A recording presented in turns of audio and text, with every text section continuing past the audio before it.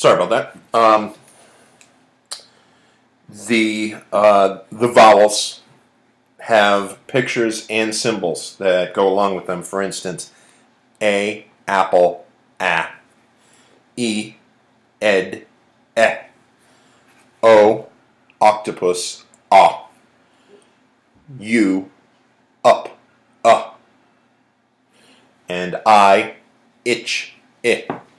Now, with our student, because he is cued by a hand gesture, it helps him to remember. We say apple, ah, and we have him bite an apple because we want him to be mimicking the mouth shape of the sound, ah, ah.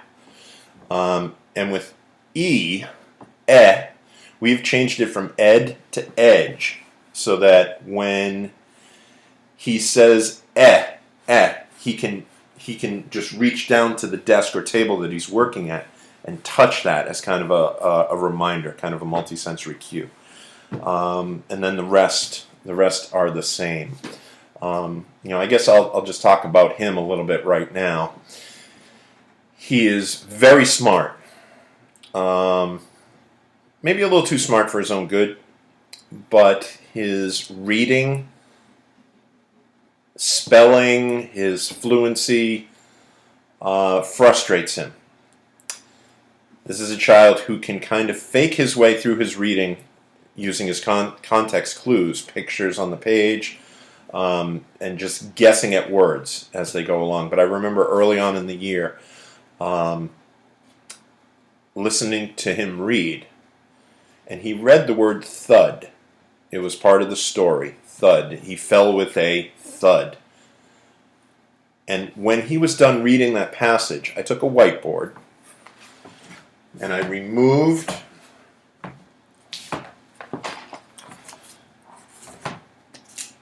took the word thud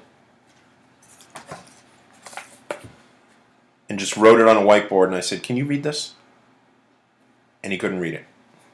With no context clues around, he didn't have the phonics and the letter sound recognition to be able to work his way. D. When we started working with him, with Wilson, he thought that the tapping was babyish. He said it's something that kindergartners would do, and he refused to do it. So for the first 3 or 4 lessons, he wouldn't do it. Just flat out refused. The teacher continued to do it. And when I was with him throughout the rest of the day, if he asked me how to spell a word, and I would help him to sound it out, I would tap. And then one day we caught him tapping, and he was trying to do it without us noticing. And we were able to encourage that. And now he taps. And he doesn't care if the kids are watching, because he knows that it works. And he knows that it makes him better at reading and spelling. He had to leave school earlier this year for medical reasons. He was out of school for a month.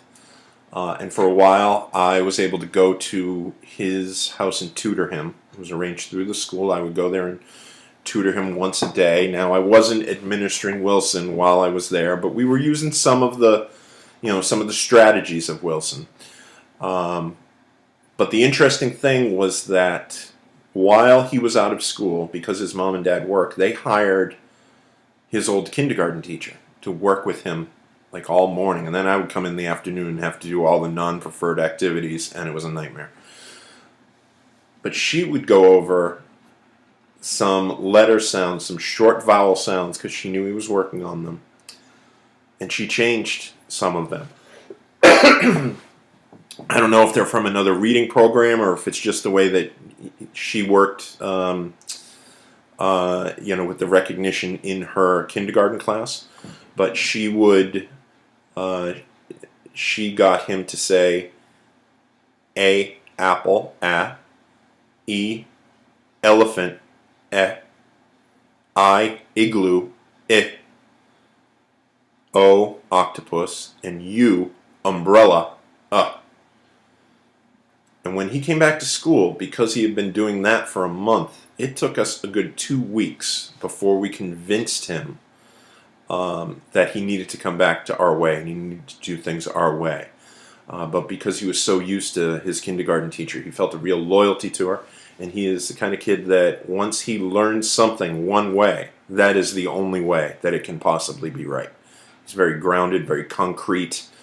But the neat thing that was explained to me by the Wilson instructor is that needs to be edge or ed, because when you say elephant, you're really saying L, you're not saying eh. And when you say umbrella, you're saying you're not saying like up. So I guess my point is that Wilson is concerned right down to the smallest of details to really ensure that the students are going to have success.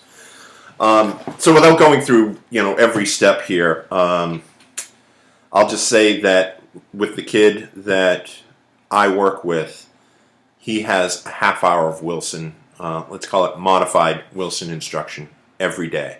The lesson itself is supposed to be an hour and a half. God bless the school systems, they can actually find an hour and a half in a day for a student to have a full Wilson lesson. And I'm sure they're out there and they're successful. New York State raves about the Wilson reading system. My guy, he's got a half hour in him, and then we got to move him on to something else.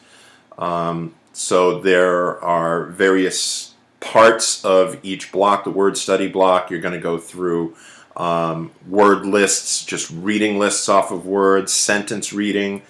There'll be a lot of teacher review. They have word cards with sight words and words that have been challenged, and after they've read them a certain amount of times, they kind of graduate from that word. Block 2 is spelling, and there'll be